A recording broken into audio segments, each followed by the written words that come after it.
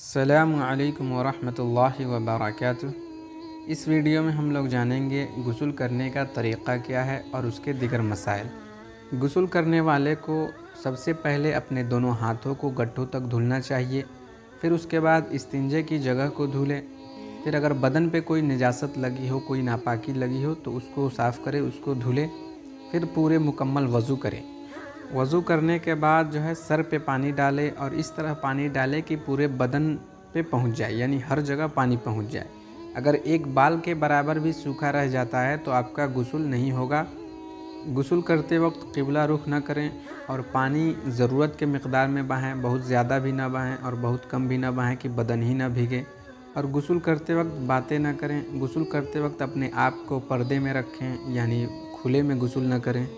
गुस्ल में 3 चीज़ें फ़र्ज़ हैं: कुल्ली करना, नाक में पानी डालना और पूरे बदन पे ऐसे पानी बहाना कि एक बाल के बराबर भी सूखा न रहे। अगर आप बाथरूम में नहा रहे हैं जो चारों तरफ से पैक है, जहाँ कोई नहीं देख सकता, तो वहाँ आप बरहाना भी नहा सकते हैं। और औरतों को औरतों से भी नहाते वक्त जो है पर्दा करना चाहिए। अगर बारिश के पानी से आपका पूरा बदन भीग जाता है या तालाब के पानी से या नदी में आप नहा लेते हैं और आपका पूरा बदन भीग जाता है और आप कुल्ली कर लेते हैं, नाक में पानी डाल लेते हैं, फिर भी आपका गुस्ल हो जाएगा। अगर आपने गुस्ल कर लिया और कुल्ली नहीं किया, नाक में पानी नहीं डाला या बदन पे कोई जगह बाल के बराबर भी सूखा रह गया और आप कपड़ा पहनने के बाद आपको याद आता है कि हमने कुल्ली नहीं किया है, नाक में पानी नहीं डाला है, तो फिर से गुस्ल करने की ज़रूरत नहीं है। आप सिर्फ कुल्ली कर लें या नाक में पानी डाल लें, या कोई जगह सूखा रह गया है तो उतने जितने जगह सूखा रह गया है उसको धुल लें, उसको भिगा दें, तो आपका गुस्ल हो जाएगा। अगर नाखून के अंदर आटा लग कर सूख गया और उसमें पानी नहीं पहुंचा तो गुस्ल नहीं होगा। अगर इस हालत में आप नमाज कोई पढ़ लेते हैं तो आपकी नमाज नहीं होगी, आपको वो जगह भिगाना होगा और फिर नमाज़ पढ़नी होगी। अगर बीमारी के वजह से कोई जगह भिगाना ना हो, भिगाने से नुकसान हो, तो उस सूरत में आपका गुस्ल हो जाएगा।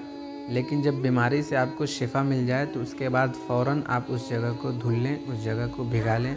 फिर उस हालत में अगर आप नमाज़ पढ़ेंगे तो नमाज नहीं होगी, आपको नमाज दोहराना होगा। अगर किसी को एहतलाम हो जाए, नाइट फॉल हो जाए या वो अपने बीवी से हम बिस्तरी करे तो इस सूरत में गुस्ल करना वाजिब है। औरतों के हैज़ व निफास के दिन जब पूरे हो जाएं तो उस वक्त फ़ौरन गुस्ल करना वाजिब है। मज़ी और वदी के निकलने से गुस्ल फ़र्ज़ नहीं होता। इस्तिहाज़ा से भी गुस्ल फ़र्ज़ नहीं होता। अगर किसी शख्स को मनी निकलने की बीमारी है, मर्ज़ है, तो इस सूरत में गुस्ल फ़र्ज़ नहीं होगा।